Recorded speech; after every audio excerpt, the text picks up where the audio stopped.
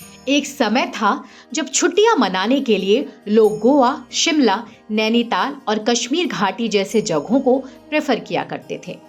अब दृश्य बदल चुका है।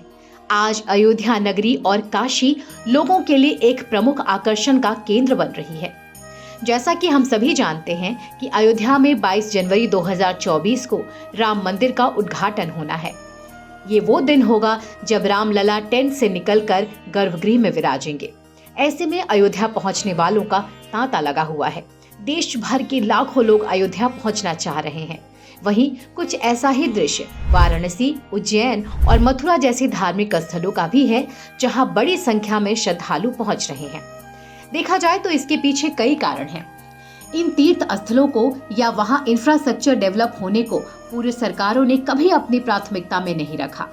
अब जब इन तीर्थ स्थलों पर अच्छी सुविधाएं बन रही हैं, तो लोग यहां पहुंचकर इन तीर्थ स्थलों पर न केवल धर्म बल्कि इनसे संबंधित इतिहास एक्सप्लोर करना चाहते हैं।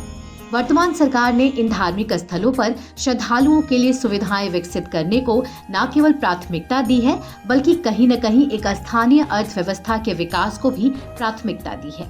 इन प्रयासों में भारत की सांस्कृतिक विरासतों को संजोने का काम भी हो रहा है, जिसका नतीजा है कि अब देशवासी विशेष मौकों पर सिर्फ एंजॉय करने के लिए गोवा, मनाली और मसूरी ही नहीं जा रहे, बल्कि धार्मिक स्थानों, मंदिरों के दर्शन करने ज्यादा संख्या में आ रहे हैं। एक होटल चेन द्वारा जारी किए गए आंकड़े इस बात की पुष्टि भी करते हैं। इस होटल चेन के संस्थापक ने ट्वीट कर बताया कि इस बार पहाड़ और सी बीच का नहीं, बल्कि अयोध्या का क्रेज है। 31 दिसंबर 2023 को उन्होंने जानकारी दी कि उस दिन 80% ज्यादा लोग अयोध्या में रुकने के लिए सर्च कर रहे थे।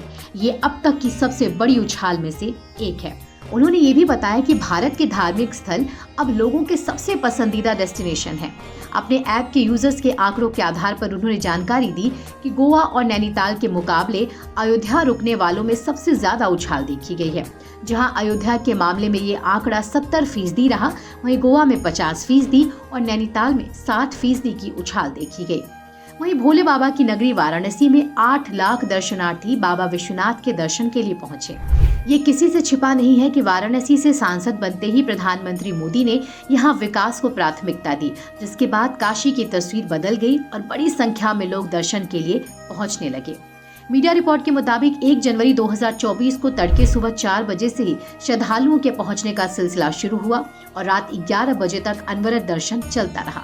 4 लाख लोगों ने गंगा के विभिन्न घाटों पर स्नान भी किया। खुद मंदिर प्रशासन ने बताया कि इस बार दर्शनार्थियों के सारे रिकॉर्ड टूट गए। इसी तरह मथुरा में भी 3 दिन में 18 लाख लोग दर्शन के लिए पहुंचे।